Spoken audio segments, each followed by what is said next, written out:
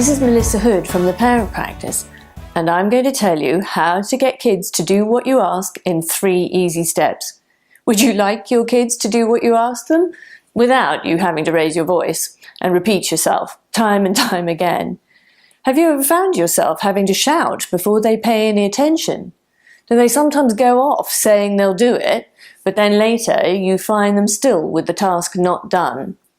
We know from speaking to thousands of parents over the past 10 years, and of course our own experiences, that the key to a harmonious life at home is having kids do what we ask, at least some of the time. I usually say we don't want our children to be mindless automatons, but some parents say they'd settle for some blind compliance. Even if we're encouraging our children to have and express opinions, we still need a level of cooperation for family life to run smoothly. The number of times parents say to me, "My child has very selective hearing. He'll ignore a simple request to come to the dinner table, but absolutely he can hear when I ask if he wants some ice cream."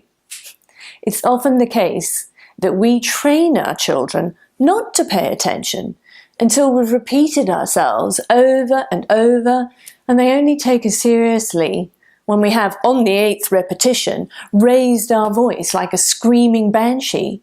And then they know we mean business, and they stop to listen. In fact, one little boy, when asked why he hadn't done what his mum asked, replied that she hadn't shouted yet. We recommend that actually you minimize the number of instructions you give, and you can do that by having regular written routines and by asking the child questions about what they need to do rather than telling them. But sometimes you'll still need to give an instruction. When you do, we have the magic formula. And if you follow these 3 simple steps, you'll be in parenting heaven. It's called the 3-stage approach. And the first one is prepare. That means stop what you're doing and go to your child, rather than flinging an instruction over your shoulder while you're making dinner or shouting up the stairs. Then it's crucial to engage with them, enter into your child's world, descriptively praise them. When they look at you, praise them descriptively for doing so. "Thank you for looking at me. That's really polite. I can tell you're listening to me now." By the way, eye contact can be very useful, as research has found that making eye contact with someone sends messages from the brain to the middle ear that allows it to open up and focus on the human voice, rather than trying to pick up background noises. So eye contact really does help hearing. Your children are far more likely to look at you when you're descriptively praising them than when you're barking instructions at them. So now you're ready to give the instruction, and you need to make it clear and simple. Children under 6 can't retain more than 1 or 2 pieces of information. Indeed, I struggle at times to follow a 3-part instruction. You need to give the instruction only once. That's why you needed to do all that preparation. Otherwise, children get used to parents repeating, and they learn not to pay attention until they've been asked several times, and our voice has reached, that particular pitch. But they can repeat it back to you. Ask them to repeat the instruction so that you know they've heard, and they're now more committed to following through when they've spoken it out loud. So, what is it you're going to do now, Jack? The 3rd step is to follow through.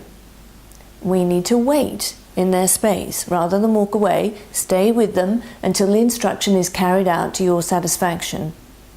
You need to make sure that your body language and facial expressions are positive. There's nothing worse than standing there with your hands on your hips and a scowl on your face. Say something positive. Descriptively praise the tiny steps in the right direction. And you might empathize that they don't want to do what they've been asked to do. So what happens next? In real life, you may have to leave to attend to something else.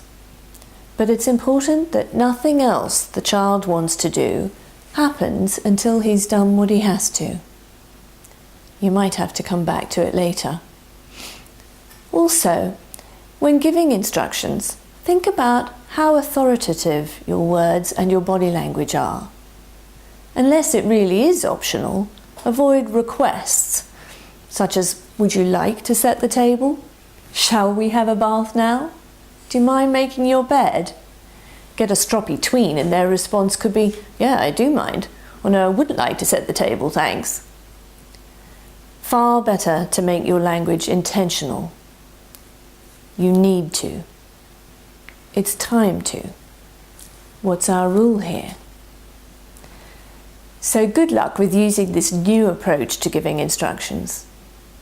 Keep developing your parenting practice, and if you're doing one of our courses, either online or face-to-face, take a look at Module 3, where we explore how to set up for success in giving instructions and in lots of other ways too.